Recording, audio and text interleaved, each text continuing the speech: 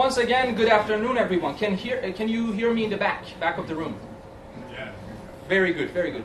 My name is Ruz Ali Abadi. I am here from the Holren Group, Holren Education Group. I direct innovation and growth at the group, and we are delighted to have you all here. And also, we're very delighted to have a fantastic panel here and a great keynote speaker. Just acknowledge our panelists here, Dr. Shah, the Vice Provost for International Program and Strategy from Carnegie Mellon University.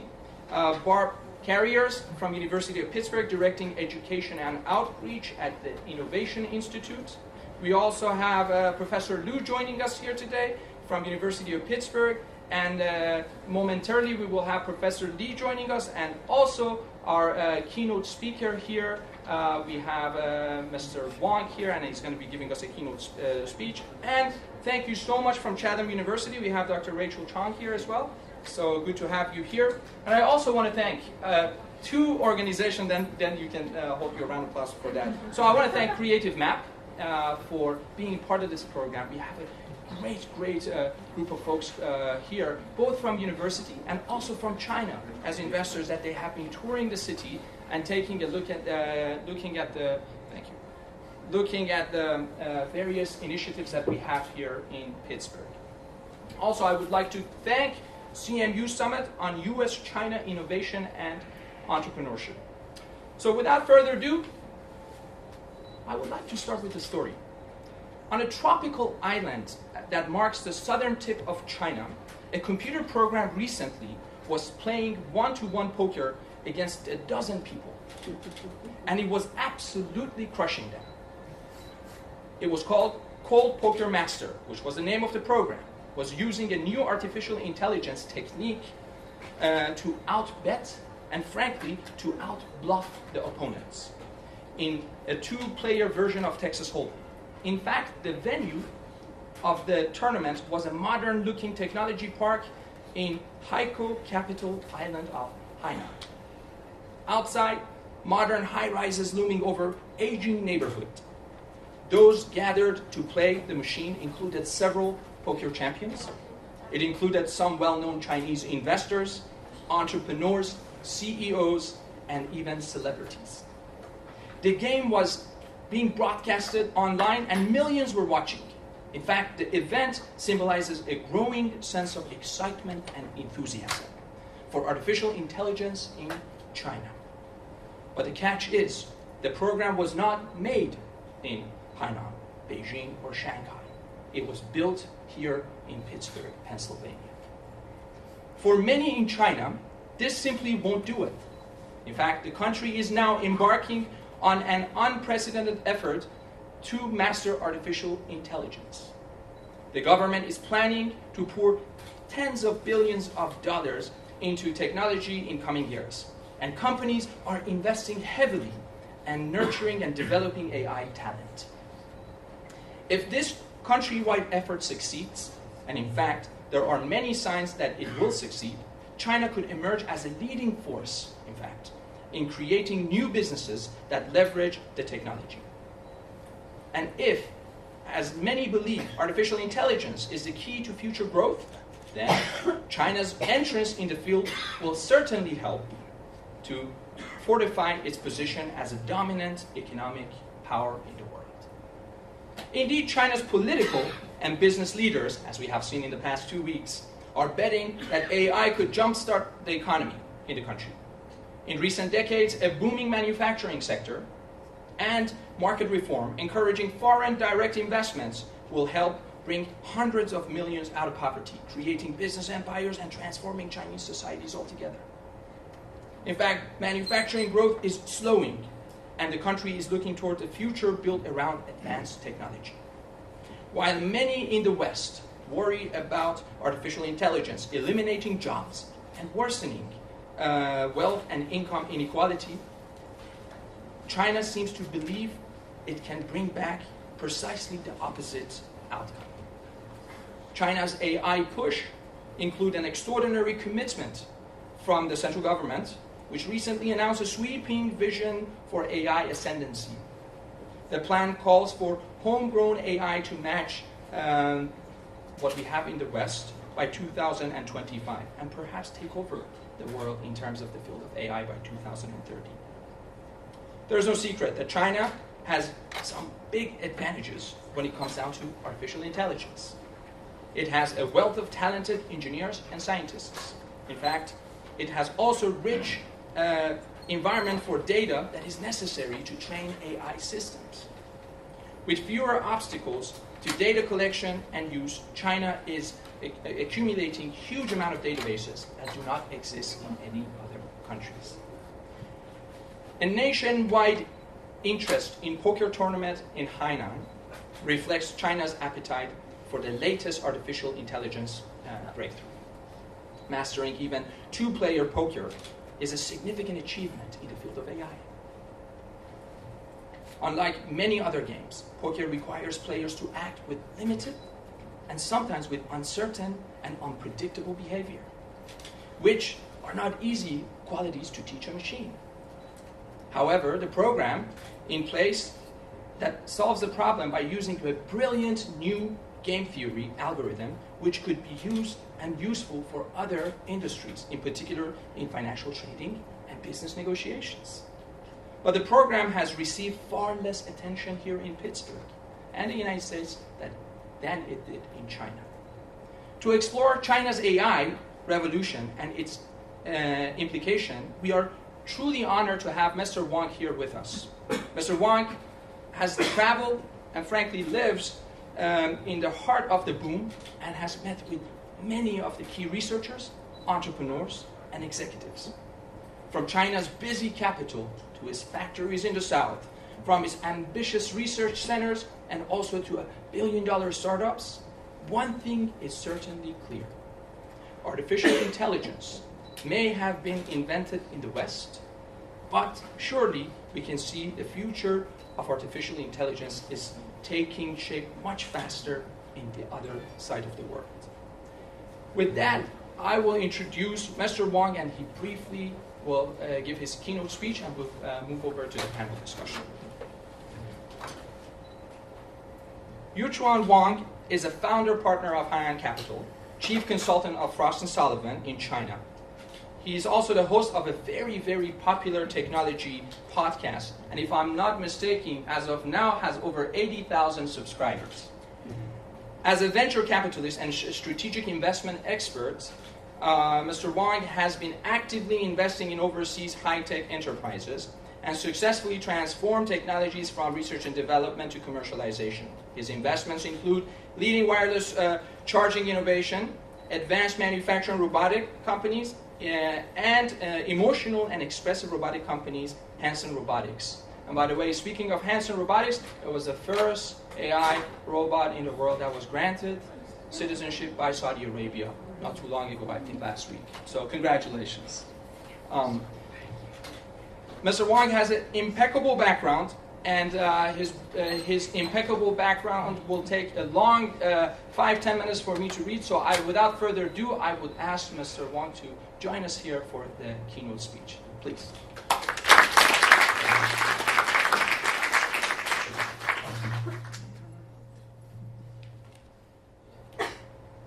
The host told me that I need to, this event is bilingual, so I have to translate for myself.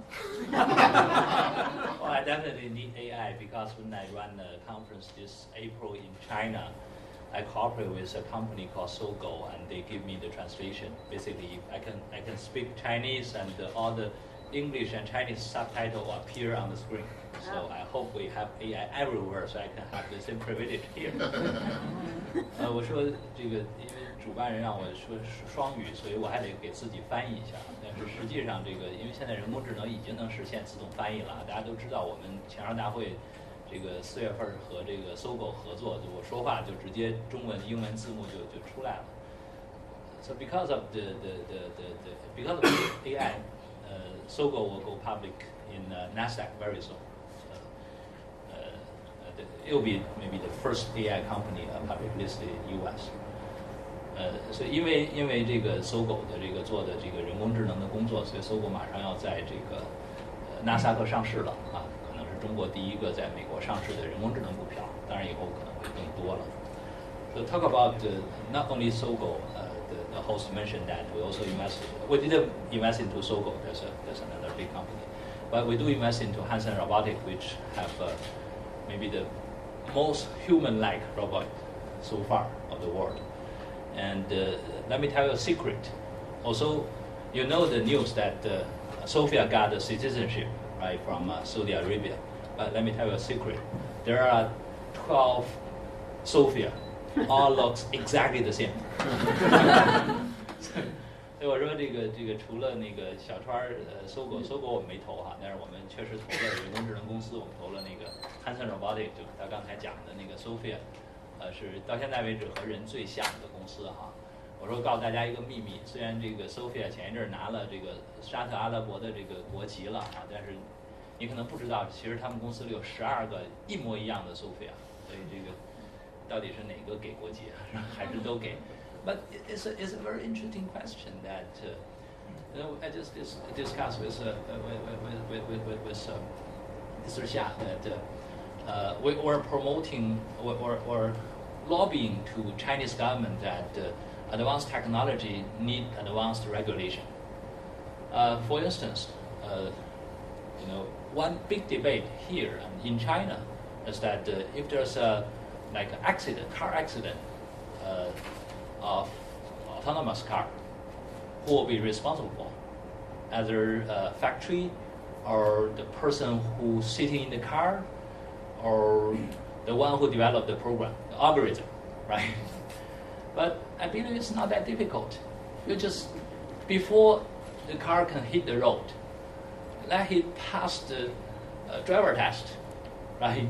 Ask anyone, any government officers who issued the driver license to sit in the car, to give the order. If he can pass the driver test just as human being, give him license, right? And then he can be on the road, right? So 我说这个，我就说其实这个先进的科技呢，其实需要先进的政策相配合。这个举个例子来说哈，这个中美都有一个特别大的讨论，就是说。人工智能来了，这个自动驾驶是其中最早的一个应用。但是自动驾驶这个出了事故的话，到底谁负责？是厂家负责呢，还是做这个人工智能的这个算法的人负责呢？还是车里的这个乘客负责？对吧？因为你正好坐在司机座上嘛。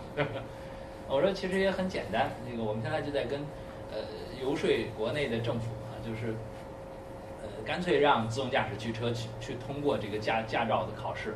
就让那考官坐到车里，然后他就直接发指令，那就跟考真人一样。如果你的车听得懂所有的指令，然后他能完成这个考试，能拿到驾照，就允许他上路，对吧？就等同于等同于司机。And we also promote to the Chinese government. China is a little bit different with U.S. and we're learning from the U.S. that all the pharmacies need to have at least one pharmacist sitting inside. So whenever there's a prescription, there's someone know it and give you the order. But the problem is that China don't have enough pharmacists available. It takes time to train them. So right now the new solution is that there's a robotic company who developed the robotic pharmacist, and now they'll take the exam maybe later this month. Hopefully, if they can pass the exam, but that exam is for human being, not for robotics. But if they can. But at least they're allowed to take the exam. If they can pass, they'll get the license. The tricky part is, it's not one robot who gets the license. It's, you can copy as much as possible robots. So all of a sudden, in all the Chinese pharmacies, you can see pharmacists sitting there. Also, it's robot. 我说这个我们也在帮着推动这个国内这个，因为我们原来介绍过有机器人公司在做这个药师机器人，因为中美呢。中国在向美国学，就是每个药店里都应该有一个药师因为药师才能审这个处方嘛。但是呢，这个培养药师要花时间，没那么快，所以怎么办呢？现在就是做机器人这个现在最近呢，这个中国的药师机器人也要去参加药师考试了，但那考试是为人设的，不是为机器设。那你要通过了为人设的药师考试呢，你会得到药师的这个职业资格。那这样的话，突然之间就中国的药师的问题就解决了，因为你可以复制。你想要多少个你就复制多少个就好了，所以机器人最大的好处是可复制嘛，所以这个问题就解决了。You know, my job, I started originally as an investor, so the key for me is to found out, I'm not an expert. I'm not a technology expert. When I make decision, I need to have expert sit besides me like this. So I ask for their opinion, which company is really good. But I do have lots of consideration, how we can make innovation more efficient. I mean, or there are more successful cases rather than failures. I do believe that U.S. have a really good system to support this small startups to grow. But to be honest, to some extent, not directly to the end. Because when you're young, when you're small, it's easy for you to get a grant. I know that even NSF have a special grant for the startups. But when you reach the level you need mass production, you cannot ask for government, please give me a grant to build a factory, right? That's regarded kind of not a proper form of competition towards your competitors now. 我说这个美国其实这个，因为我是做投资的哈，这个我更多思考的其实是这个如何让这个高科技公司能够更成功啊，这个整个的这个创新如何更有效率，因为你毕竟你是这个创新，到最后你要开发出产品，你才能体现出效率来，对吧？那我就发现说，这个美国在前期是做得非常非常好的，就是因为有拜读法案啊，因为有很周全的一个机制，能够使得这个美国的这些创新小公司能够拿到钱，甚至以前这个最起码以前政府的这个基金是不给小公司，现在都给了，对吧？所以这个是非常好的一个系统，能让小公司能够做起来。但是实际上你小公司发展到最后，你一定要做大，你一定要去量产，你一定要这个商业化。那到商业化的部分呢，这个政府就会很犹豫了，因为如果说你让这家商业化，不让那家商业化，我给这家投巨大的资金让他去量产，那这个是不公平的。这个尤其是现有的你的竞争对手会觉得非常非常不公平。As far as I know that the autonomous electric cars get lots of kind of complaining from the traditional car company. You cannot, especially to the government, you cannot support electric cars and give them lots of privilege or support so that they can beat up us, they beat up the traditional car makers. At least we're making enough jobs, right? I know the most important thing for U.S. government is to create jobs. So, I mean, it's hard to argue with this excuse. 我说，至少在美国，这个很多的这个电动车的公司哈，这个传统的车厂就会去抱怨说，你电动车公司不能从政府拿太多的支持，因为你拿了支持的话，我传统车厂就会被你挤倒闭了。但是如果我倒闭的话，我好多职业就没了。我本来是。因为美国政府最看重的就是这个所谓生成很多岗位嘛。咱们前两天这个费城的议员已经演示了一把啊，特别欢迎你投资，但我得告诉你我要什么，我就要创造就业机会啊。这就业机会是最能打动美国政府的。但是问题是，当然是传统车厂创造更多就业机会，所以他肯定不能给这个新的车厂那么多的优惠。但是问题是，the question is that the small startups. Surely they're fragile. They're still small. They're still weak. They need more support. Otherwise, how they can compete with the existing conglomerates, right? So, on this regard, Chinese government is more determined. They don't care about the a voice against this high-tech things, because they don't. I mean, they care about the new position, new jobs. That's true, but they believe that eventually. You need new technology to create new jobs. Old technology will losing jobs eventually. So maybe they can keep the jobs for a few years, but eventually they'll lose it. Look at Pittsburgh, right? The steel industry, if they're well protected, maybe they are still surviving really good in Pittsburgh, but they cannot last forever and they cannot give you enough jobs. It's the new opportunity creating new jobs. Then you should have sort of buyers towards these startups. 我就说，这个实际上呢，如果你看长远一点啊，这个就是新的技术才产生新的工作，所以你为了保护这个工作，你就去让这个传统的技术不消亡，实际上到最后是愚蠢的啊。所以我觉得中国这点是做的蛮好的，就是很坚决，我就支持新的农业，新农业产生新的职位这个是一定的啊。这匹兹堡是一个特别典型的例子。如果匹兹堡当初政府为了让那个岗位不消失，还去支持那些钢铁厂的话，那就没有今天，对吧？所以这是这个大趋势的东西是不可违背的。So surely artificial intelligence is another big trend. I'm not expert of the technology side, but I do know that it need more application. It need more opportunity to try how to utilize AI to increase efficiency in all different industries. So give AI opportunity. And then you might need China, because as I mentioned, that not only government but business, all different business sectors, they are welcoming high-tech stuff. They want to try high-tech, how to combine with high-tech to improve its competency. 我说这个当然我们今天话题是人工智能哈，我不是人工智能技术专家，但是至少我知道人工智能需要大量的应用。中国是能给这个国外的人工智能提供各种的应用的尝试机会啊，因为中国不光是政府，而且包括所有的企业都特别愿意和高科技去结合，使得自己的这个业务能力能够提升。所以这个意义上讲呢，就是到中国去是最好的。Surely I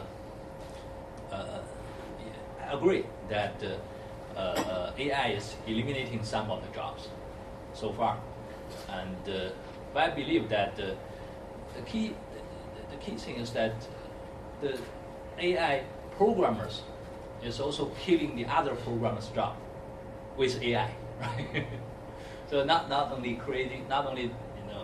they're making some other jobs disappear, they also make their own job disappear. So eventually, maybe AI will rule the world, but still it may someone to control AI. And so that's the reason why we come over to Pittsburgh. I believe the next generation human being who really knows how to control AI may come from here. And so I call it human-machine intelligence, because if you look at AI, it certainly has its own characteristics. And the human being who can better control AI can be the next winner, next successful people. Maybe next Steve Jobs, maybe next Microsoft, Bill Gates. So that's the reason why you have to come over here.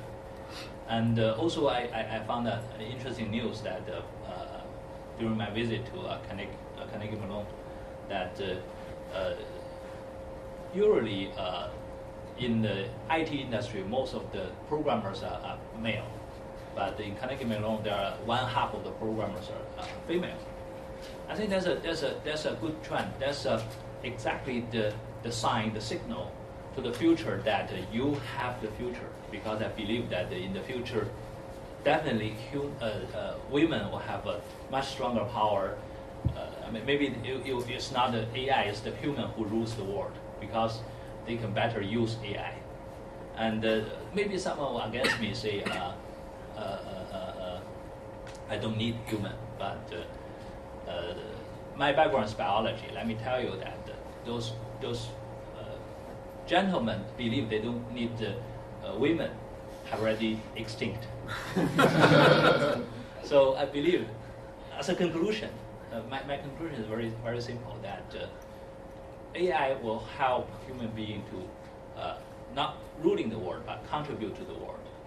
And with the better learn how to coordinate with AI, so that we can have a stronger power to better serving the world. And these guys, this human being can better coordinate with AI will be the future winner. Thank you. 忘了中文，最后一条就我就说很简单，就是说这个其实人工智能所谓消灭职位，不光是消灭的这个其他的职位，其实人工智能也在消灭自己职位。我们也在反复在讲，人工智能在把自己的门槛在逐渐降得更低，所以现在做人工智能的人还需要很高的门槛，当然这种门槛也被降低，就是传统的人工智能的编程人员会被消失掉，未来每个人都会有人工智能。所以核心是说，我们叫人的机器智商，就是你懂人工智能，你会用好它。那从这个意义上讲呢，其实是这个女性的时代来临了，因为你需要更多的协作，需要更多的懂别人。那这个我说这个我们去卡耐基美容参观印象最深的一点就是这个卡耐基美容这个本来做 IT 的一般来说都是清一色的这个男生的世界啊，在卡耐基美容的这个计算机系一半是女生，我说这个是特别好的一个说明我们来对了地儿了，说明这个匹兹堡是未来的一个象征，还有一个信号。因为我说未来女性的这个一定更重要，因为凡是觉得女性不重要的男性都已经灭绝了啊。但是所以就总结下来就是说，其实这个未来的世界呢，人工智能会有特别大的作用。但是呢，成功者呢不是人工智能本身，而是能够驾驭人工智能的那个人。因为当你利用人工智能为社会服务的时候呢，你的力量会大很多。所以就说 Thank you. Thank you very much for that optimistic picture of the future of the AI. Without further ado, let me introduce our panelists here. We're gonna start a conversation, and please feel free to join us. Raise your hand if you have any questions. Feel free to ask. If we go over time, feel free to get our panelists after this session, which will be over in roughly 60 minutes from now. So to my left and to your right, we're going to start from our first panelist, Professor Shah, the Vice Provost for International Program and Strategy, and the Professor of Mechanical Engineering and Biomedical Engineering at the Carnegie Mellon University. Professor Shah is also a graduate of MIT. He has been a fellow at the American Society for Mechanical Engineers and a recipient of various NSF research awards, including Initiation Awards. He's also editor-in-chief of a newly launched journal, and whose announcements on iMechanica has attracted over 10,000 people just within a week. To Professor Shah's left, my right, as we have Professor Liu. Professor Liu is directing, from University of Pittsburgh, focusing on computational methods of identifying signals pathways underlying biological processes and diseases, as well as statistical methods for acquiring knowledge from biomedical literature. He's also established a center or institution in transnational bioinformatics at the University of Pittsburgh, and working on some very, very interesting stuff. We had a chance to discuss this prior to the panel, and we'll get into details of some of that. We also have Professor Lee from Heinz College of Carnegie Mellon University.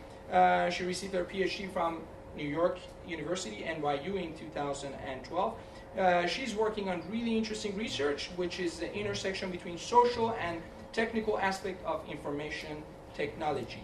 And we also have Barb Carrier from University of Pittsburgh. She directs the education and outreach at the Innovation Institute over there. She's an entrepreneur, and she is also a guest lecturer at Carnegie Mellon University, lecturing on entrepreneurship. She has a very interesting and very popular blog as well on entrepreneurship, and she is also an author of 2 books, and she's the president of Carrier Consultants as well. So without further ado, let me start the discussion, if you don't mind, and if I can find my notes, with going back on this idea of Mr. Wong. You talked about AI. You know, in the past 5 years, this has been this explosion, if you will, that machines can think.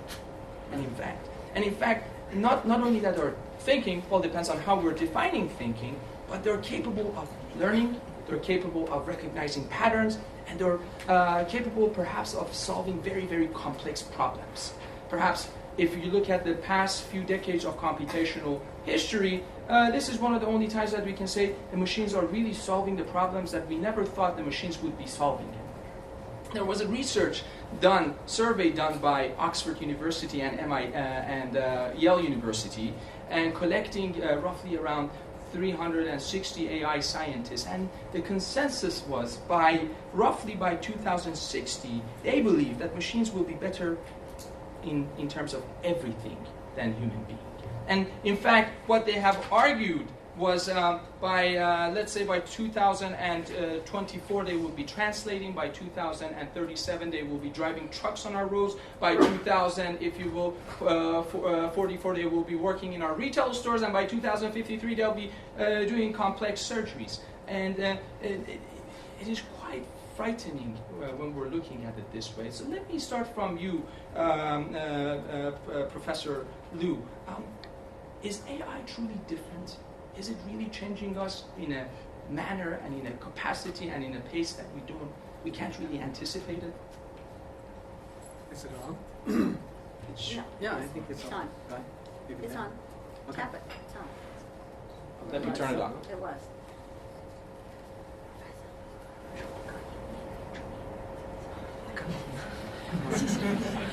I don't know how to turn it on. That's great. So maybe another one? Okay. Push it. Okay. So is it on? 有点回音。 Oh, sorry. 大家好。I was told to speak bilingual as well. So fortunately I can. 刚才主持人就是问的问题呢，就是说，AI 是不是现在真的是在改变世界？说这个世界呢，我从这个角度，maybe I will try to use English first. So the question I was asked is AI is really going to change the world, right? Yeah, to a degree, I think there's anything that can be repetitively learned, performed, can be performed by a lot of computers, and so. 任何一个重复性的工作，或者说有一些就是说，我觉得将来有可能真正被 AI 能够替代。I'm not really AI expert in the general field. I know what's going on and what's going. I'm excited, but I cannot really say the AI will. In general, I cannot say very much, but I can really tell you something in the medicine. 就是我虽然不是一个真正就是说。 广义上讲的这个 AI 的研究人员，我也的确是从事很多 AI 方面的工作，但是我的工作呢，主要在医学和生物学方面的。在这方面呢，我觉得我可以有一些，就是可以谈一下我自己的见解。我觉得将来 I think at least one area we concentrate on is precision oncology and precision medicine. And so this is the area that's we need to utilize the information from human genome and all the other omic data, for example, proteomics and metabolomics. Huge amount of information provided information regarding our disease, how our body works. So in this capacity, most people, human brain just cannot deal with a large volume, the amount of information anymore. So in that area, I think the precision oncology or precision medicine and the molecular medicine is definitely needing AI. So that's the I'm almost sure. 所以我就说呢，就是说我虽然就是说，我觉得最重要的就是现在大家都要讲的一个方向，是这个医学方面的方向，就是精准医疗。那么这所谓精准医疗呢，就是说根据从我们每个人个体的这个基因以及每个人个体的这是特定的一个情况下。 蛋白谱、代谢谱，这各种各样的这个所能获得的这信息呢，都能帮助我们来诊断和治疗疾病。那么这个由于信息量已经大到了，就是任何一个医生都很难，就是说能够在自己的脑子里把上千个基因的这个变化怎么样来解析这些东西，人脑几乎可能已经超越人脑的这个能力。所以我们起码我个人认为呢。 就是说，这个 AI 呢，将来肯定是在这个方面呢，是一定会有起到作用。所以就是说，我要说的话 ，AI 将来在 medicine 这个，尤其是在肿瘤啊和这代谢性疾病啊什么这样的，就是长期需要设置大量数据的，肯定是会要有影响。所以这个就是说 ，AI 可能会改变医疗，这是一个肯定的一个趋势。可能我说的时间太稍微长了一点。 Can I maybe answer I'll that, just or let can we start the conversation? Please, feel free. Yeah. So just.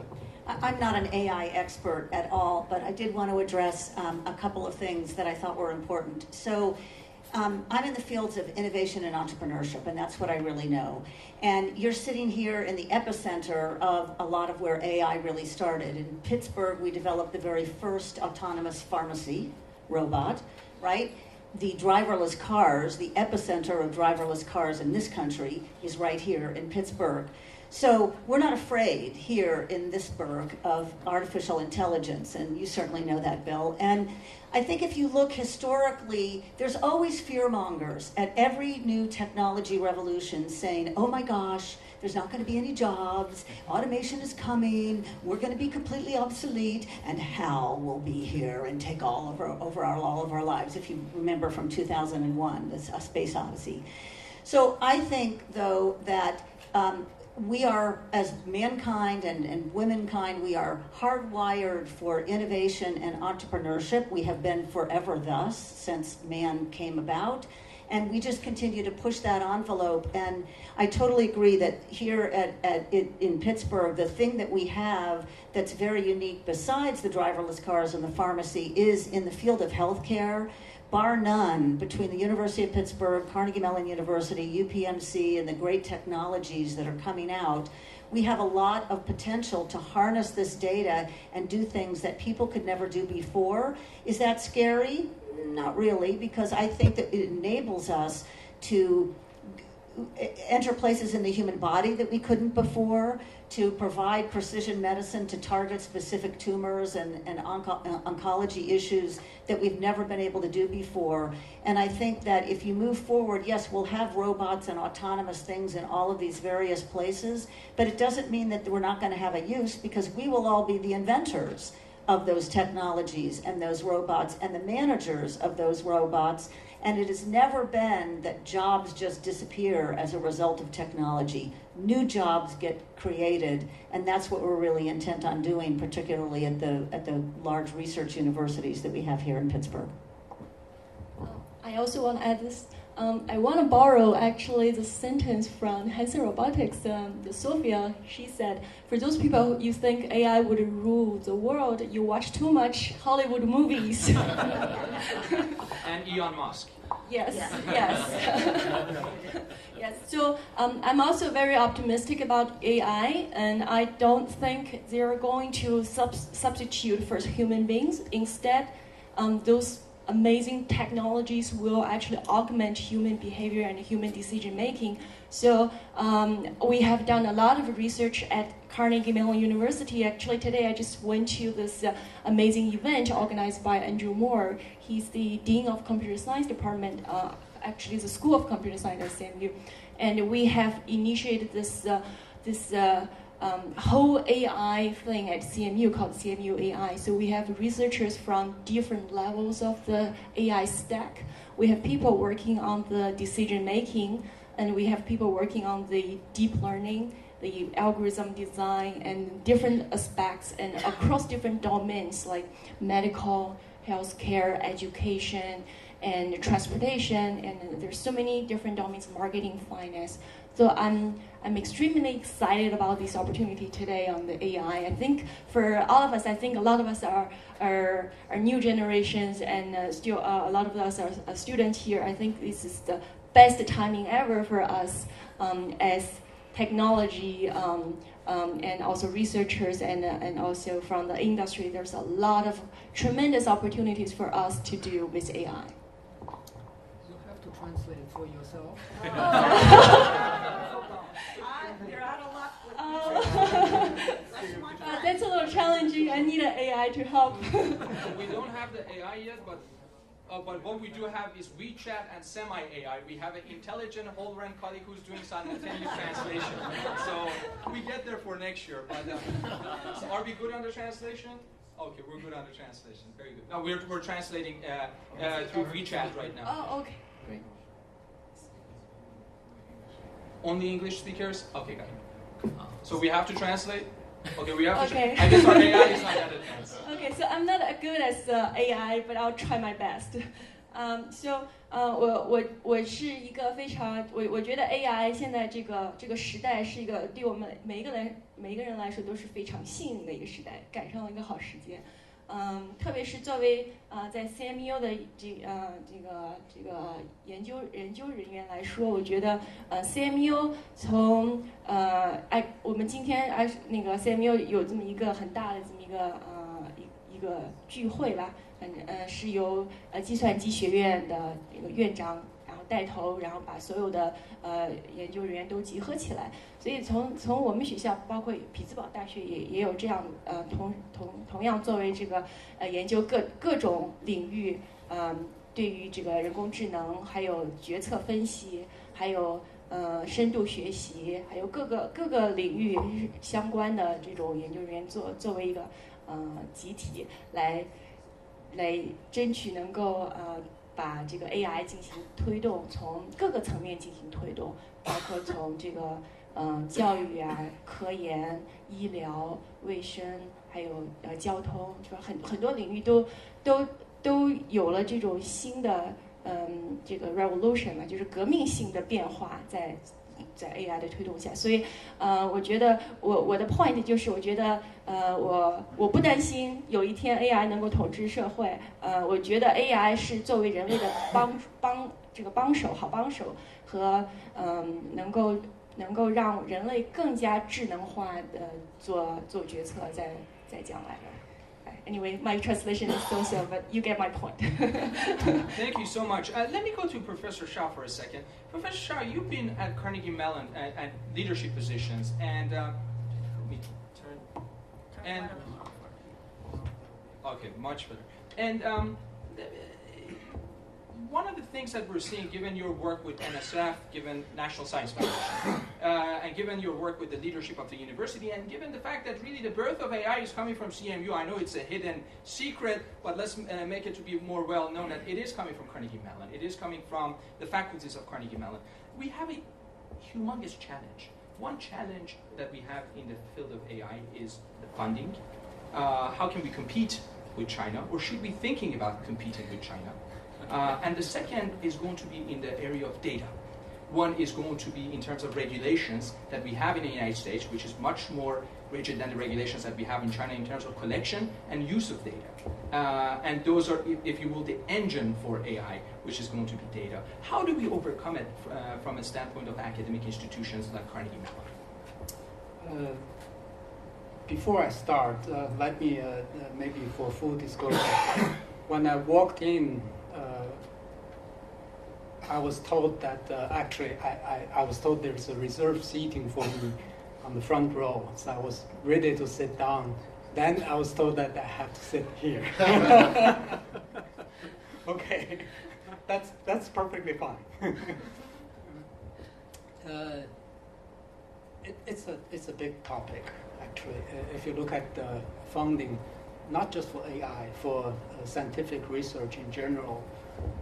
It's a huge topic. If you look at the funding increase, so when I was at NSF, this is National Science Foundation, the main funding agency for scientific research in the United States. The funding was about, at the time, the total budget was about $7 billion. If you look at the NSF funding today, $7 billion. I was there 10 years ago. I was a program director for 2 years at the National Science Foundation. So in a period of 10 years, the research funding, the main funding agency in the United States essentially has been flat.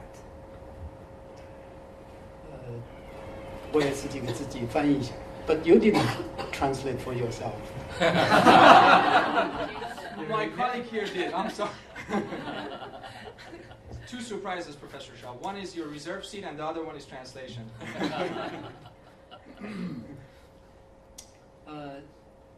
我是10年前在这个美国国家科学基金委做项目经理。研究经费这个东西啊，其实是一个非常大的一个课题，一个话题。大家都在谈这个东西。就美国来讲呢，其实在过去的10年内，研究经费的状况并不好。10年前我在那时候，它是70亿美元一年。现在你要去看它的研究经费，美国国家科学基金委70亿美元一年，所以基本上10年的时间没有怎么涨。At the same time, countries like China, South Korea, Singapore. These are the countries that are the funding situation or the funding level has increased significantly, exponentially, I would say. 同时呢，你要看这个10年过去的10年，中国的研究经费，南韩的研究经费，新加坡的研究经费增长得非常快。So we're facing a huge challenge. We meaning the United States. We're facing a huge challenge. In terms of absolute amount, we're still much higher than the other countries. To give you an example, a friend of mine is now the president of NSFC, or National Science Foundation of China, by the name of Wei Yang. He and I, we've known each other for 30 years. And their budget increase at the National Science Foundation of China has been double digits for the past quite some years. But the total amount of funding in China from National Science Foundation, NSFC, it's about $3 to $4 billion equivalent. 我的一个朋友现在是在美国这个中国的自然科学基金委做主任，我跟他认识30年的时间了。虽然这个他们增长率一直是10%、10几，但是它总共的经费的数量呢，其实还是要比美国低，差不多是美国的1半左右。There are many more people in China than in the United States. Actually, there are perhaps even more in terms of absolute number. There are more researchers in China than in the United States. However, the funding level per researcher in China is still lower than the corresponding funding level in the United States. 所以中国人口要比美国多得多了。中国真正做这个研究的人，其实现在也比美国要多了。包括中国能够教育的这些学生啊，毕业这些学生啊，做研究的，也比美国要多。所以实际上呢，从经费来讲呢，如果从人均的经费来讲，中国还是要比美国少很多。But that's not the issue. The issue is I'm an educator, so I think one critical issue is we're talking about AI. Okay? How do we prepare ourselves for the machines to take over the world?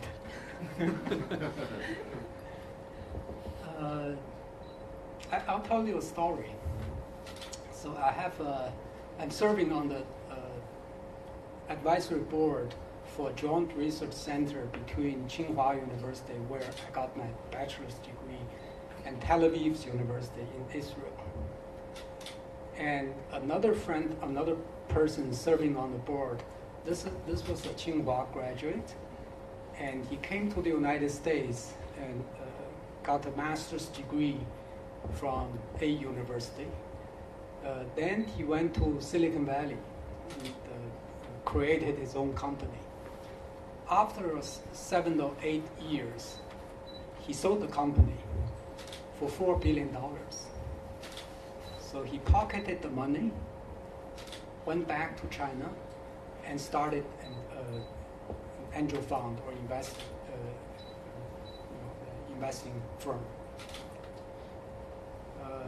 我有一个朋友，我是这个我家这个一个其实最主要的一个问题呢，不是说到底谁人多谁人少的问题，其实还有一个主要问题呢，是就是到底 AI 出现以后，作为我们这一代人，怎么能够自己想什么办法能够准备好在 AI 或者是这些机器人把这个世界占领的时候，我们还能够生存下去，是吧？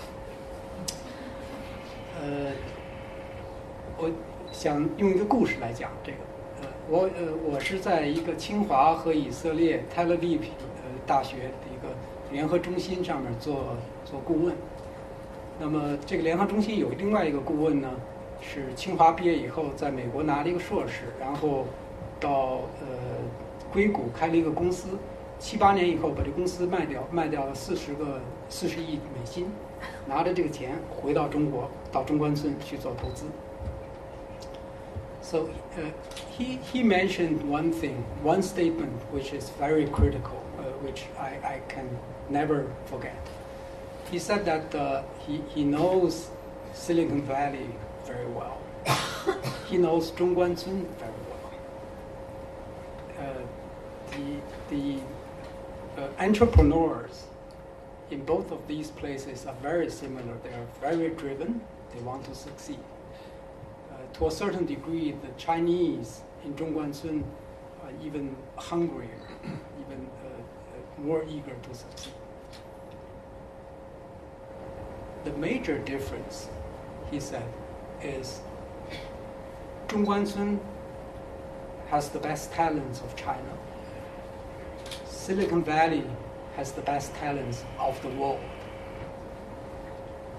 So there's no way you can compete, or at the current state, China can compete with, or Zhongguancun's talent can compete with Silicon Valley's talent. 所以这个我说的这个我这个朋友他说其实中关村他在中关村干过很多年，在硅谷干过很多年，他对两边都非常了解。他说这两边其实很像，这些创业者都很想成功。从某种程度上来讲呢，中关村的创业者这个成功的欲望更强烈一点。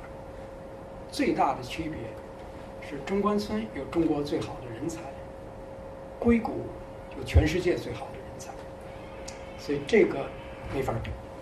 So the point I want to make is, in order to prepare yourselves, whether as a country or as a society, what you need to do is to educate yourself, or to have high quality education, to get the best talents. 所以我想说的呢，这个意思呢，就是说，如果你想以后，机器人来的时候，你能够继续活下去，或者是你能够做一个社会，做一个国家，能够继续，能够继续在这个社会里头能够做贡献，能够作为比较成功的一个群体，那么实际上所需要做的事情呢，实际上是需要人才，需要吸引最好的人才，能把这些人才吸引住了，以后其实很多事情都很好办。Thank you so much. Let me go to Mr. Wang. You spoke about living a better life and making the world a better place with AI. All valid points. But some critics here in the United States might come out and say that there might be it might be unnerving for Western countries to accept a newcomer like China to come and play such a large and significant role in the world of AI, and perhaps maybe in a very, very near future get ahead of the United States. And there is this culture of rivalry and competition rather than working together. How should we address that, both as an investor, as an entrepreneur, but broader in terms of our societies? I never heard of this opinion from the industry. It's mostly from government or media. But this is a free country. You're free to say this word. Don't believe those government bullshits.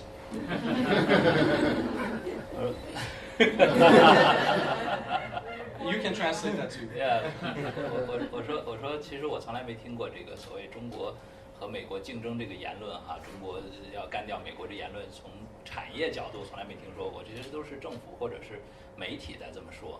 我说，但是美国是个这个自由国家嘛，允许批评政府嘛，所以别听政府那些鬼话，那都是假的。So what I heard is, or what I observed is that, as I mentioned, that in U.S. innovation from the starting point is really wonderful, but this ecosystem is not 100% completed. So eventually, when you reach a level, you need mass production, or you need promoting to the world. You need China. China have the best manufacturing mass production system. So I heard, it may be a rumor, but I heard a story that once the president of U.S. want Apple to move their factory back to the U.S., asking for Steve Jobs when he was still alive. How about moving back the factory? Steve said, whenever we make any change to our phone design, in 2 hours, those guys will be awakened from their dormitory, and then they start to prepare to work. In 24 hours, they start to deliver. If you can do the same thing in China, in U.S., okay, we can move the factory back, right? So I mean, China is complementary to the U.S. innovation, because U.S. innovation, you are doing innovation work, but you need someone to mass produce it so that the world can enjoy the benefit. Especially, so far, I don't think Apple enjoy really good sales. iPhone enjoy really good sales in Africa. What's the reason? Price is too expensive. But if you come to China, everything's cheap, right? So if Apple can be more friendly, can utilize Chinese power, they can be more successful. They can sell more iPhones, right? So 我说其实这个中美之间不竞争，因为中国跟美国是互补的，美国创新需要中国来量产就是说，你看这个非洲卖了多少部 iPhone， 肯定不是很多原因很简单，太贵了如果中国人帮他生产，这个非洲满地都是 iPhone and so I believe that in terms of artificial intelligence, China have much bigger pressure than U.S. You guys are knowledge workers. Easier for you guys to transform into creative workers, which cannot be substituted by the AI. But we are doing, in seashore area of China, there are like millions of factories hiring so many workers. They're repeatedly doing all the boring things, and there are two kinds of factories. One, the boss is smart. They want to, they know the future, so they're introducing more robots into their production line, and surely the workers are losing their job. The other guys are not that smart, so they're beaten up by the first group, and then the worker in the factory also losing their job. So eventually, China have a much bigger pressure, and we don't care about, we don't afraid of AI. Why you guys afraid of that, right? 我说其实对于人工智能来说，中国承受的压力比美国大多了，因为美国是这个知识工人，很容易转化成创意工人，因为那是不可能被这个 AI 所替代的。那中国是大量的工人在从事重复性劳动，是可以被人工智能替代。但是依然我们去看南方那些厂子，依然只有2种厂子，一种厂子那些老板更加的这个面向未来，他知道这是不可替代的，所以他干脆主动用机器人去替代工人，所以那工人就失业了。那另一种就是这个比较这个不面向未来的那些老板就会被前一种老板击败，然后那厂子倒闭，那工人还是失业了。所以中国面临最大的问题其实是被人工智能所替代，而不是美国。中国都不担心，美国担心什么呀？ Professor Liu, let me go to you. Earlier we had a discussion about cancer care. A question that you'd like to be asked about, but you oftentimes don't get these questions asked about the future of cancer care. And in fact, let's focus on what you are doing in particular at the University of Pittsburgh, what you're doing in Pittsburgh with collecting data and the problems that we have with collecting data. And given the environment and the fast pace of Chinese AI, if you will, awakening, how can be a contributor to, in a way, better cancer care, not just for the United States, but globally, and what you are working on?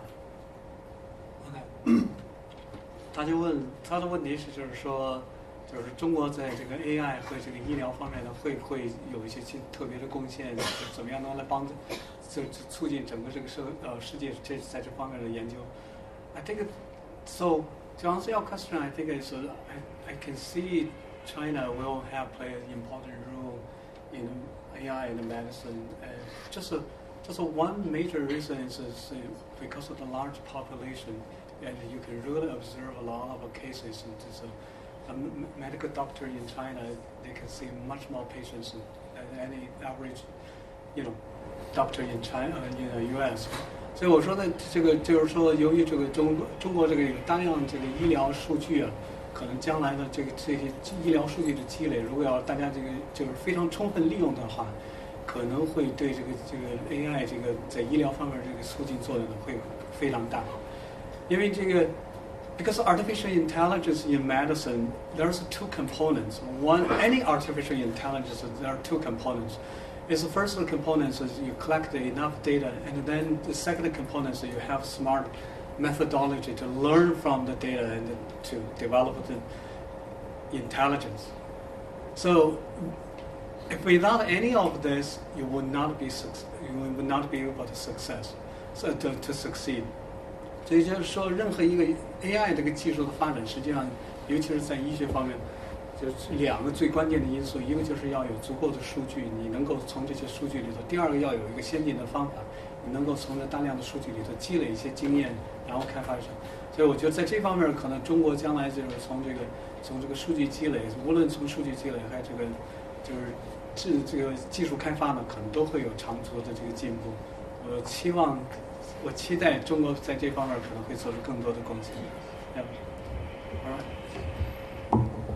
Professor Lee, you focus on a lot of online and offline interactions, and your area of research is about that, and also in terms of access to data. This access to data, I know we don't. I've been emphasizing on this, particularly because of regulation. I think there was an earlier conversation between Mr. Wang and Professor Shah talking about for new technology, innovative technology, we need innovative regulations, and we're not seeing it that much here in the United States. How is this impacting your research and your work? We do have a question in the audience. Maybe the next one. I will move to audience in about 5 minutes, at roughly around 5:45, if you don't mind.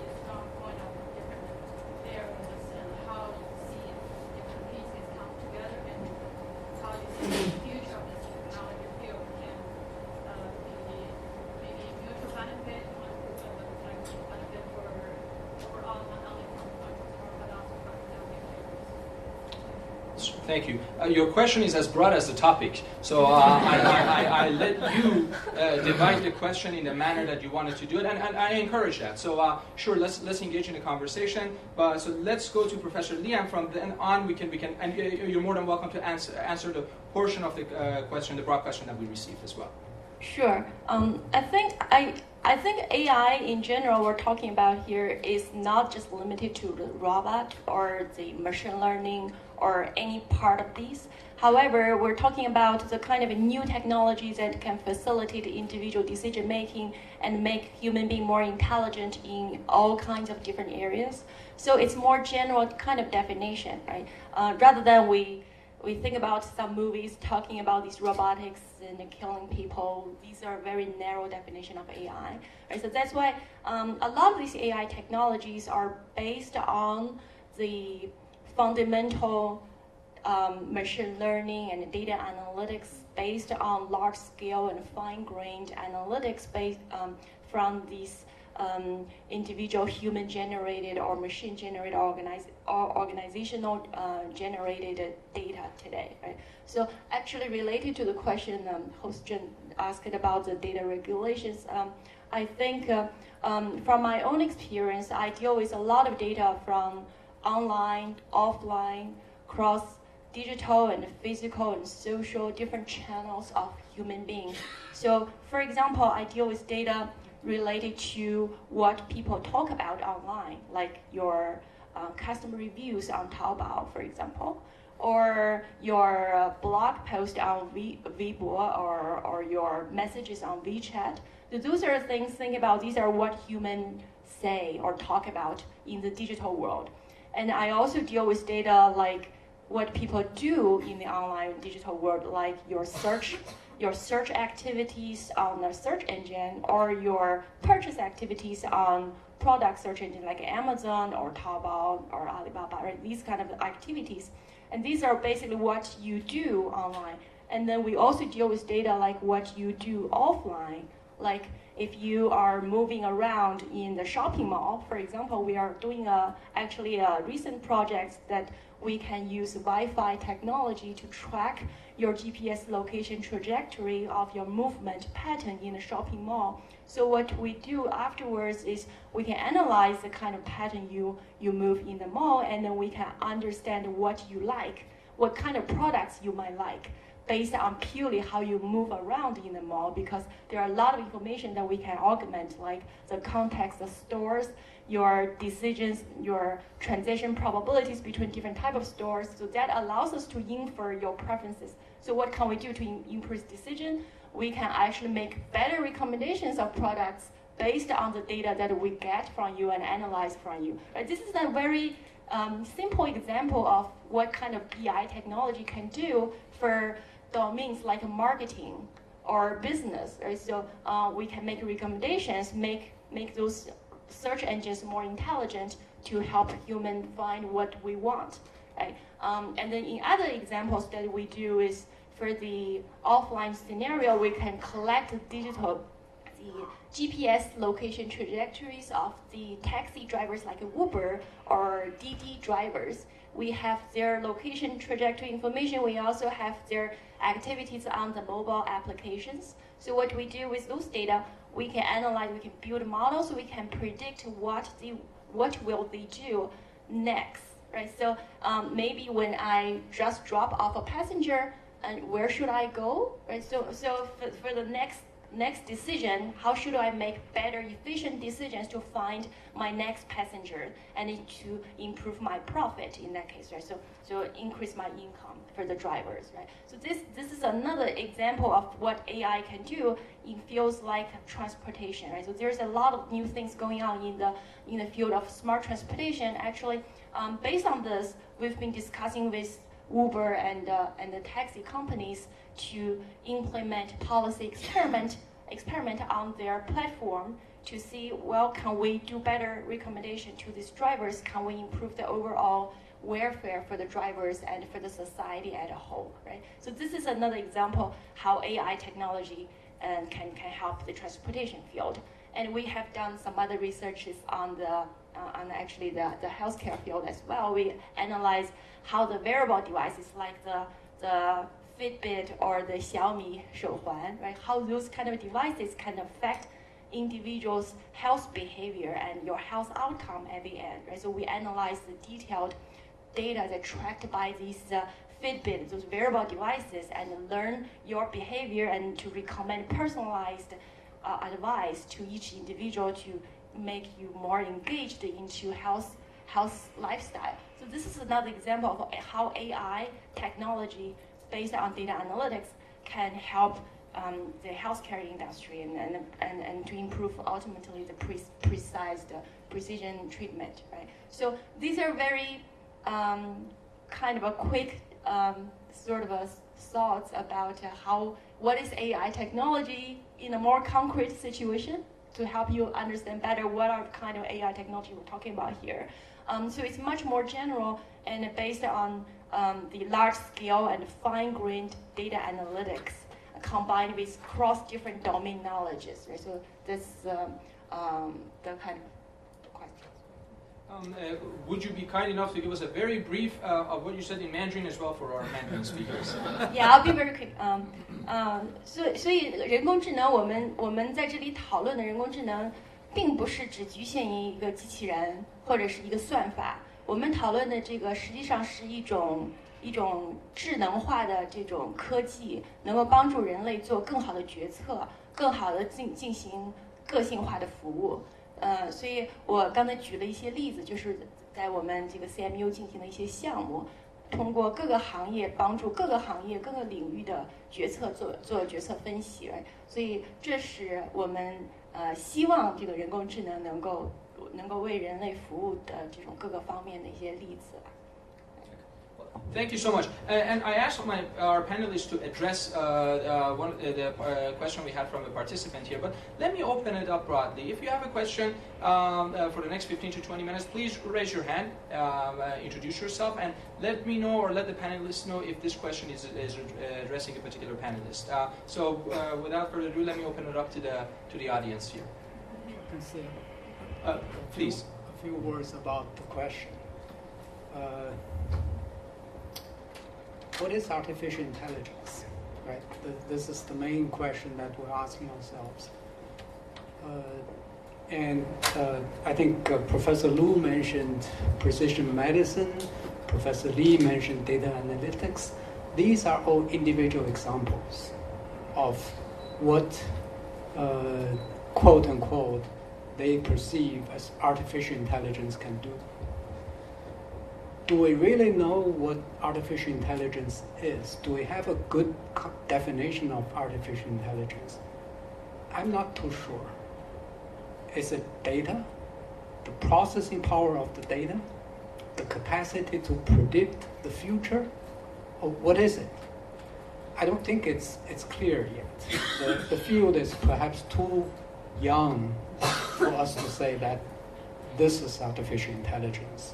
However, we have individual examples of what we perceive, what artificial intelligence can do for us. 所以我回来再说这个问题啊。刚才我觉得这个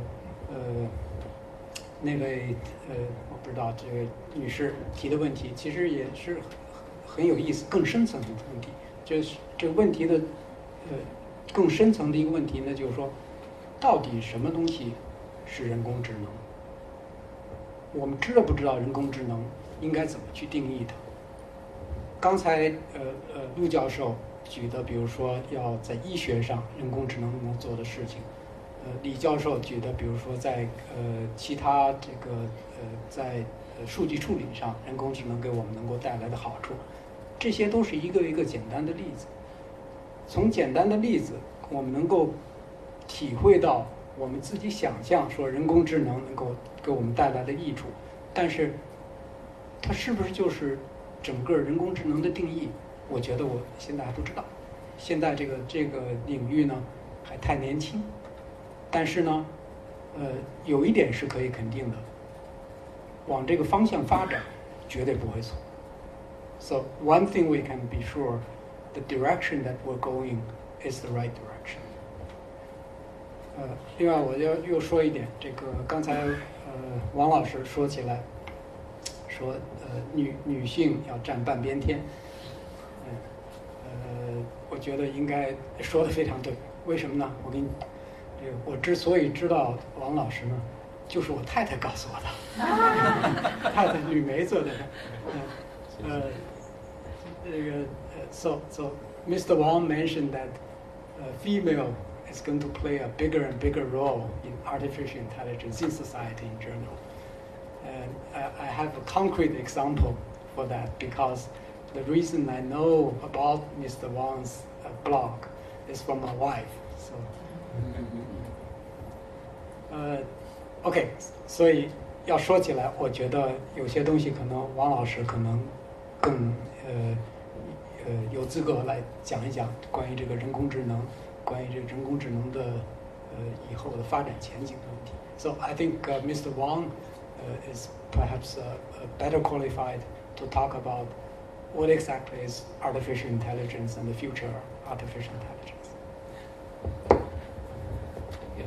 Again, I'm not an expert of AI, but I do know that because my major is biology, so I do know that from cognitive science, we know too little about our brain. So at this time, we're talking about how AI can surpass human being is not too rational. So maybe we have to leave this question to maybe 10, 20, even 100 years later.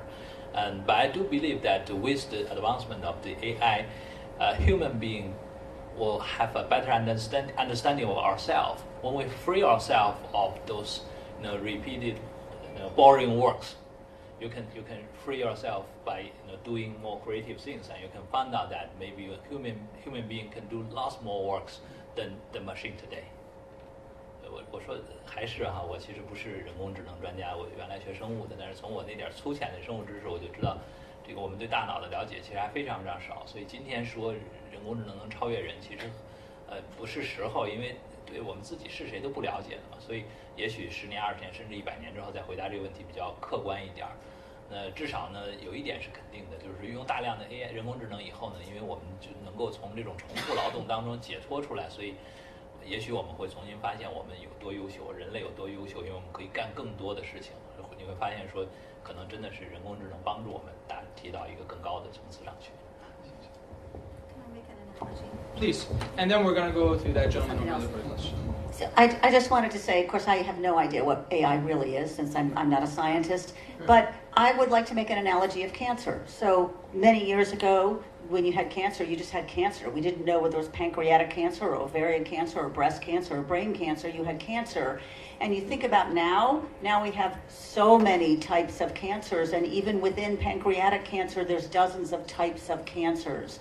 So I think AI is going to be like that, and I think what really matters moving forward, and think about it from the investment point of view, it's okay, we can have a theoretical discussion about what AI is, but what's going to matter are the applications that are coming out that are using AI. And that's why we're talking about big data and machine learning and robots and autonomous X, Y, and Z, because it's the applications. Those are the things that are going to get funded. Those are the things that are going to get spun out from our universities, since we are a knowledge economy. Absolutely here, we're knowledge workers. Just alone in Pittsburgh, between the University of Pittsburgh and Carnegie Mellon University, there's over $1 billion in research funding. Pitt, where I am, is $800 million annually, and CMU, I don't know exactly, I think it's about $300 million now. So you get more than $1 billion of research, you get a lot of opportunities to spin things out, and that's where the future really is going to lie, and it's going to be in the application and how these things apply to humankind. Thank you very much. Please. Dr. Sun from UPMC, I'm a medical oncologist. 我是 UPMC 的孙医生，我是一个医生。I have a question for Professor Lulu.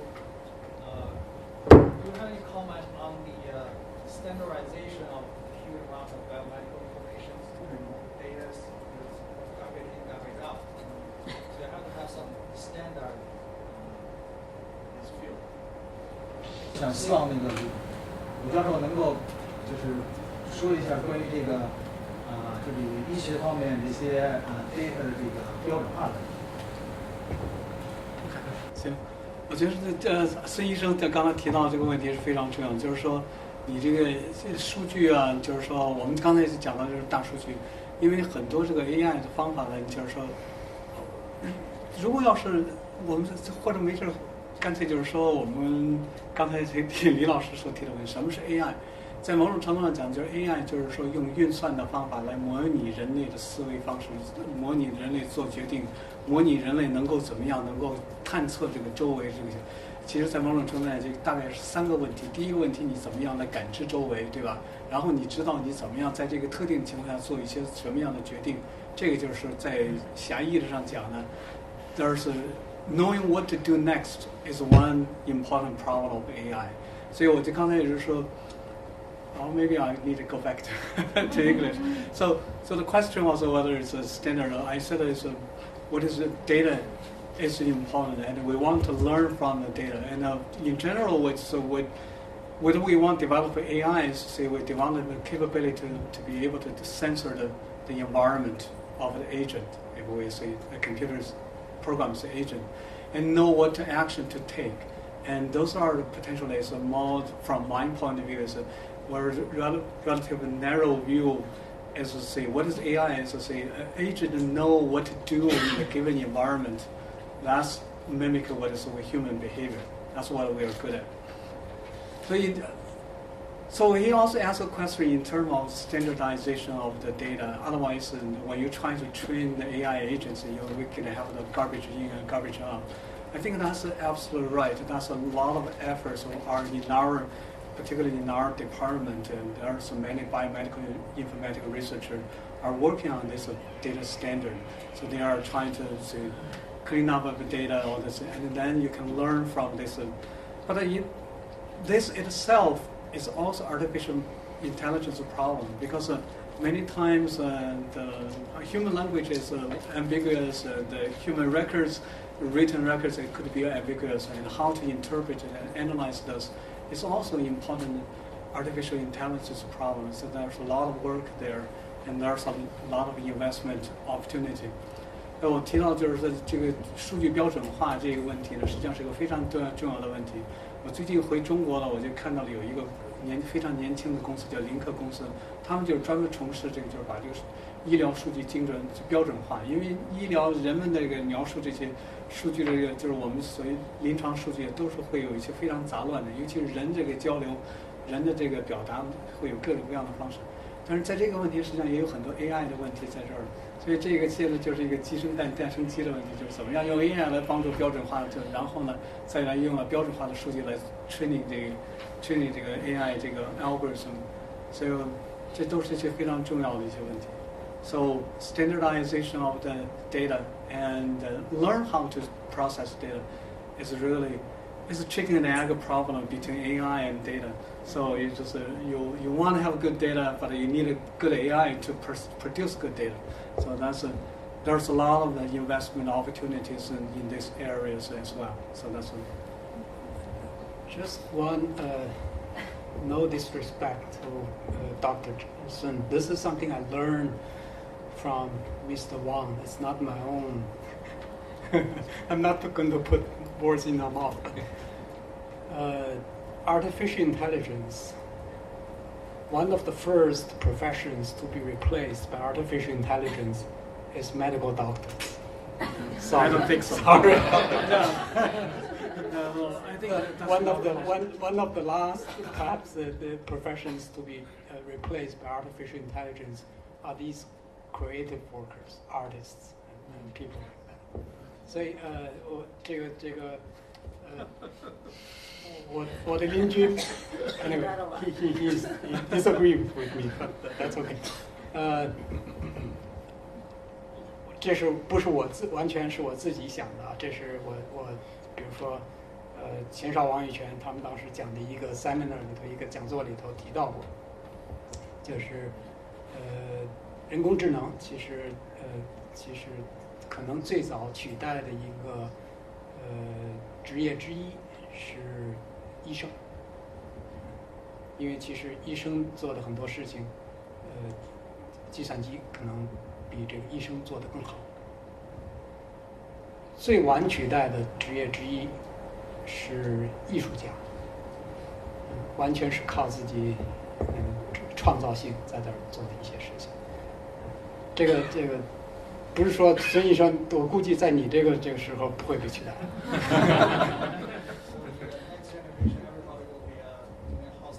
So, on that pessimistic outlook, but I think there's more optimism in our intelligence. So let me open. We don't have much time, but let me open it up. If you have a question, raise your hand. I take 2 or 3 questions at a time. Anybody? Please. I have a question.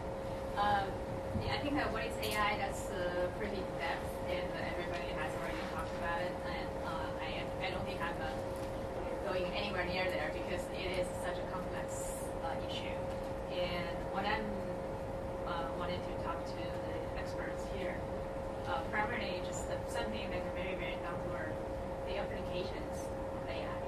And it just about a month ago, and there's a gentleman came from China, and we talked about something else, and then he said, okay, Susan, I wanted to do artificial intelligence on how to select coal.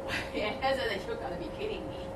And he said that yes, it is important because of the pattern, and it's there's the once you mine coal, and then have the code and the rest of the stuff. And I said, this is gonna be absurd. I mean, like, why don't you? It's a very mature process. And then he explained the whole thing to me. I won't repeat here, but I really feel like yes. At the very end of the conversation, I said it is important to have the pattern recognition be applied to industrial process, any kind of industrial process, many of them. So the applications, and I wanted to say, okay, since there are so many experts here, and I think open up to the real world applications. And for instance, like one thing, like mowing grass. Okay, you have a robot and it can mow the grass, but the robot doesn't know the boundary of your yard.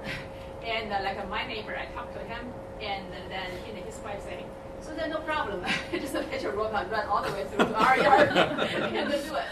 And then I said, okay, what if the robot then run to the street and crash a car? And that would be a problem. So I said that's a lot of things. The applications are just endless, and then so open to many industrial applications, not just medicine, not just shopping, not just a few things that the very elite AI experts know about, but go to the very, very people that I think are going very, very down to earth things, but there will be very, very huge market for this. Do you want to translate for yourself? That's right.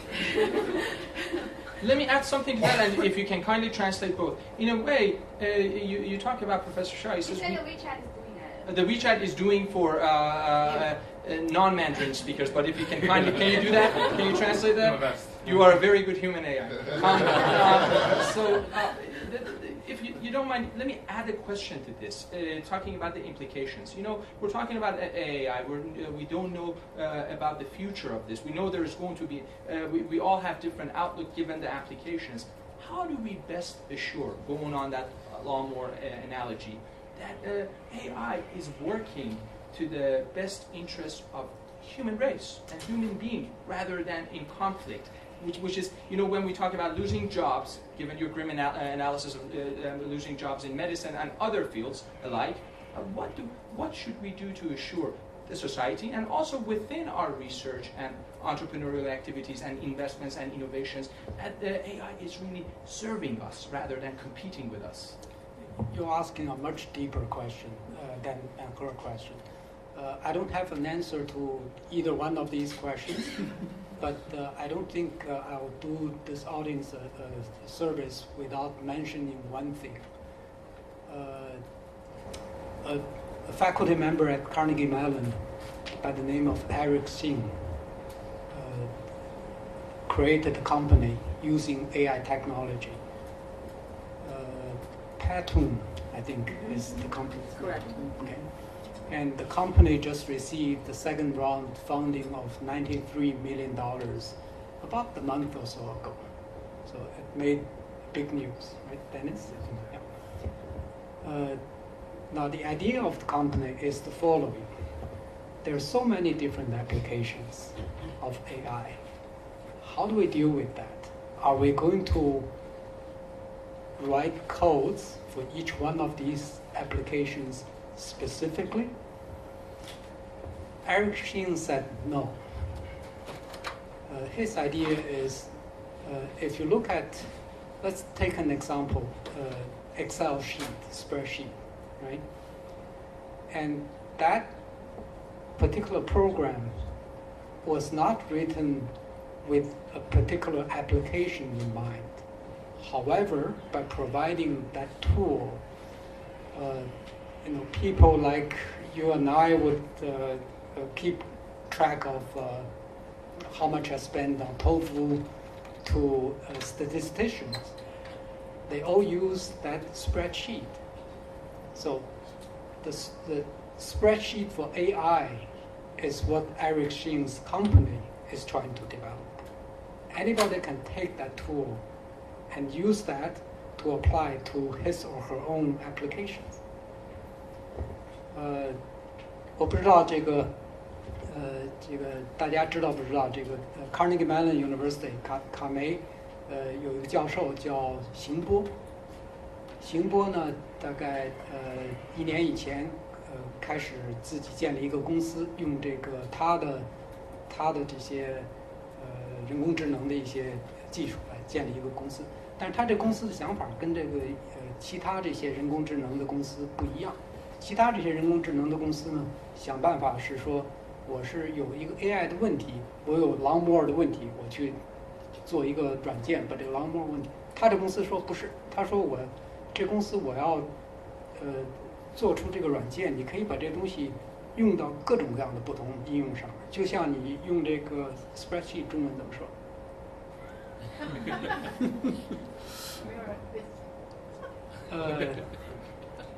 ？Excel 工作表，就像你用这个似的，你算豆腐账的人也用，那些做统计的人也用，因为有了这个东西，你各种各样的应用都可以用，这个东西影响力大得多，要比你只是说我解决一个 AI 的问题要重要的多。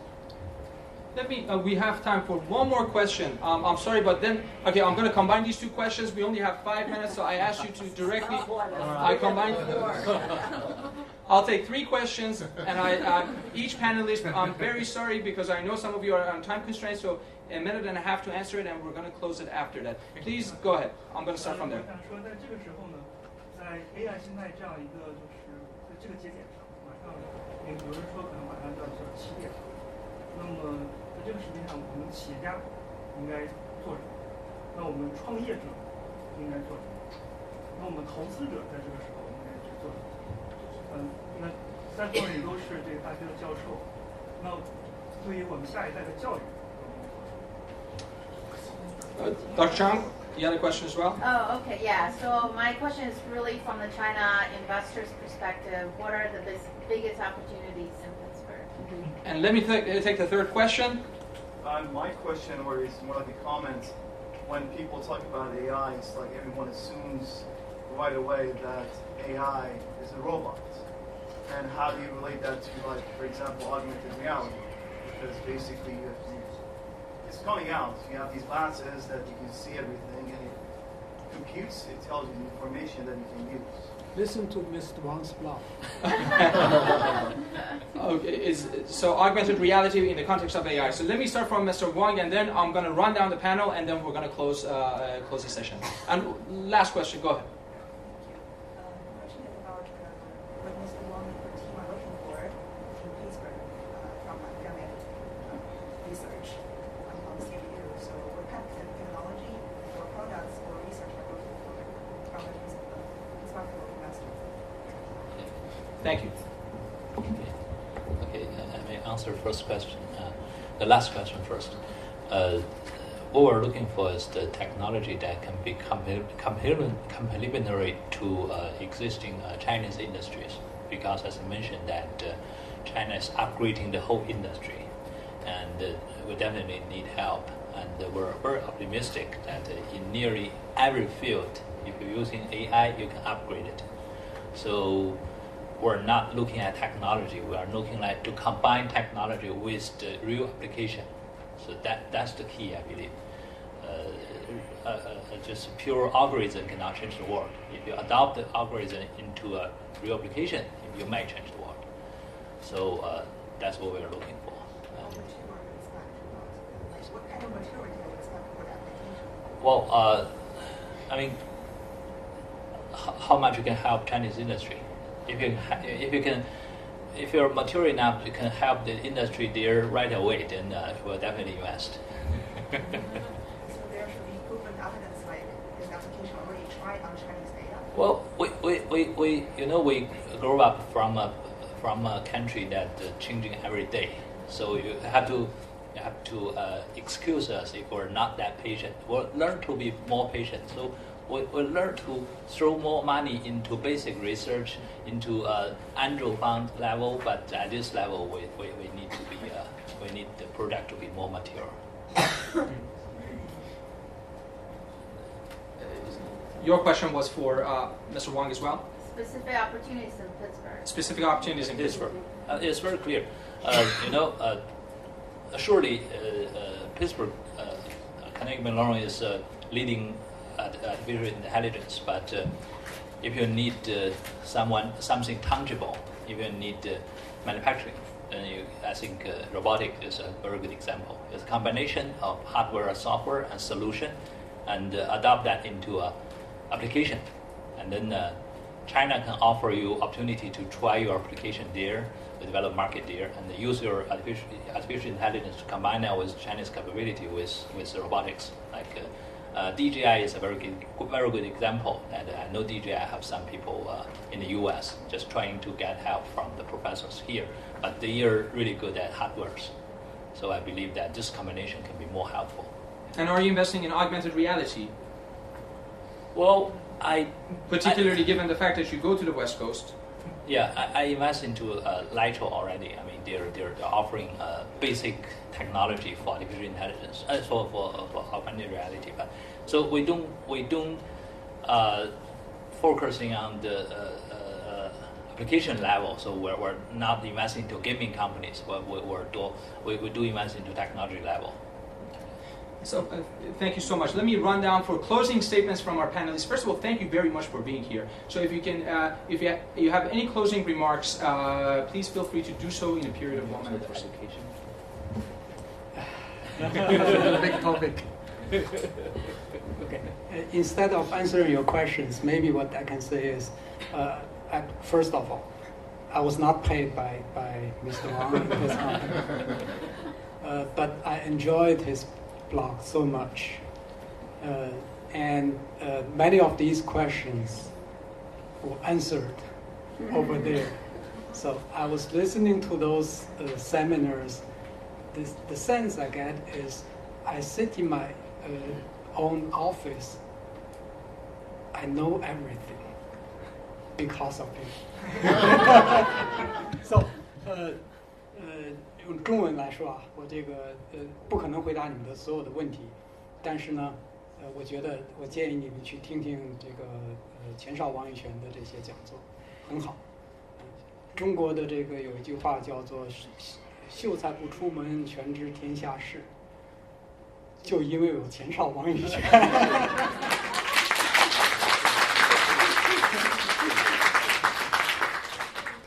Just very quick though.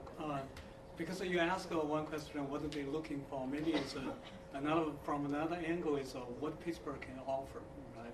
So, in that one, but it's just related to my own research and my work field.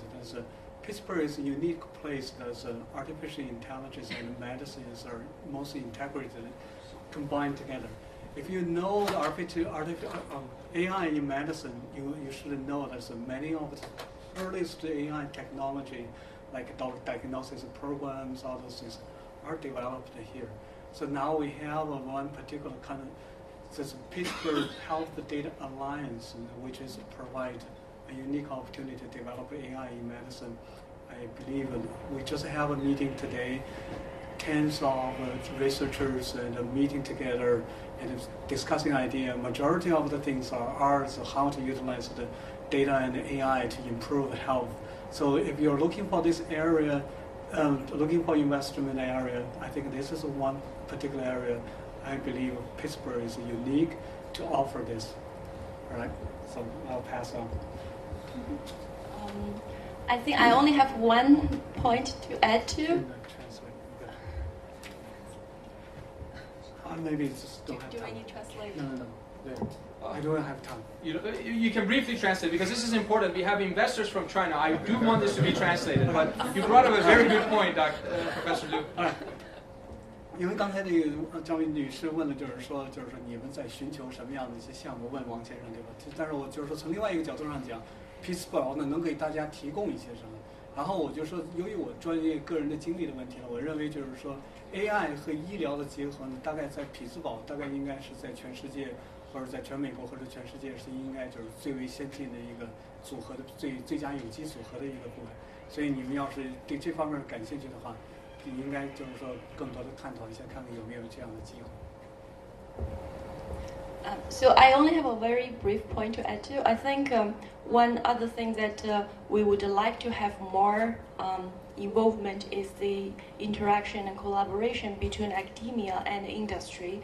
I think from a researcher, from a university perspective, we do know a lot of new technology, but meanwhile, we would also benefit a lot more from the interaction with the industry experts and the investors from your experience as well. And the other way around, you would probably also benefit by talking with some cutting-edge researchers in the technology field. So I think as UPitt and the CMU, these two top universities in Pittsburgh, this is a unique advantage of this area with a lot of talent.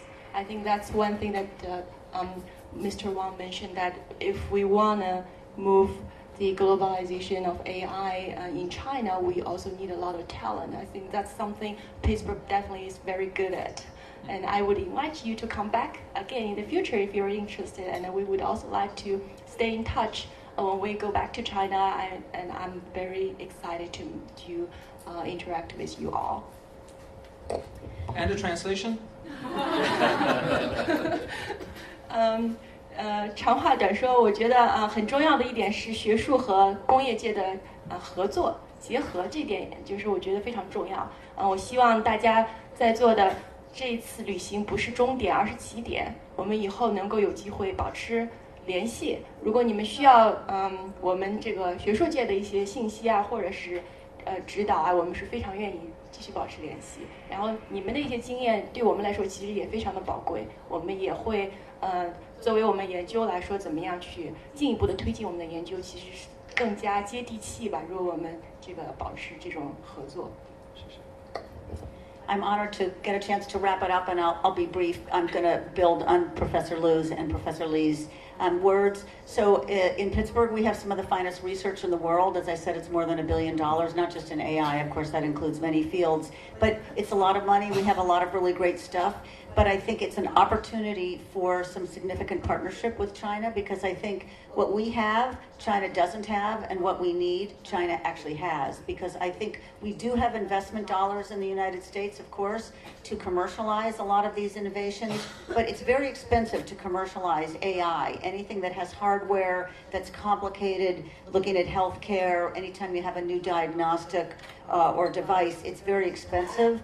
So I think an opportunity for partnership would be to take a look at the early stage innovations that we have at the universities, at both Carnegie Mellon and the University of Pittsburgh. We have many, many that are crossed. We have an interinstitutional agreement between the two institutions, and working with financial resources of ours in the United States plus yours in China, I think there's an opportunity to actually really spin out some very exciting things similar to what Eric Xing is actually doing with his company that just raised all that money. Thank you so much. Mr. Wang? Yeah, last word. I started to do investment in the U.S. 4 years ago, and at that time, lots of people asking me, you're from China, do you really have U.S. dollars to invest into our companies here? Because we don't take Chinese currency. So, and then after Alibaba went public in the U.S., nobody asked the question anymore. So it sounds like everybody believes that Chinese are like Jack Ma, rich enough. I assure you that Jack Ma is not in the delegation. So, but we may have future Jack Ma sitting here. So we're coming here asking for help. Maybe you're helping the guy who will be the future Jack Ma. Thank you. Thank you very much. Thank you so much. And I'm gonna, if you have any questions, I'll let you ask it after the session. And I will close with this, Mr. Wang. I don't think anybody in Pittsburgh from Carnegie Mellon or from University of Pittsburgh will ask that question, but they will ask you probably, when are you going to be investing in their ventures? But not whether or not whether you're going to invest in dollars. But we're happy on the point that Professor Lee made. This is about collaboration, academics, entrepreneurial side, the innovation side, but also on the policy side. I'm very happy we have Bill Flanagan here from Allegheny Conference, representing also all the innovation, all the wonderful things that are happening in Pittsburgh. So there is commitment in this city. This city is not just about Pittsburgh.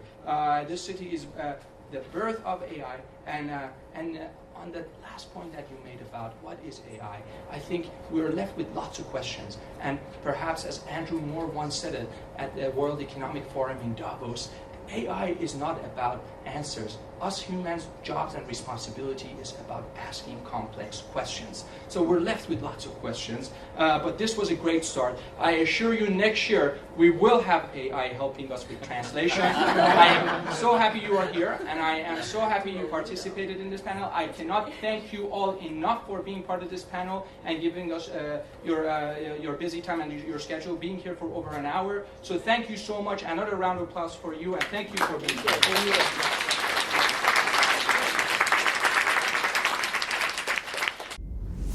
here.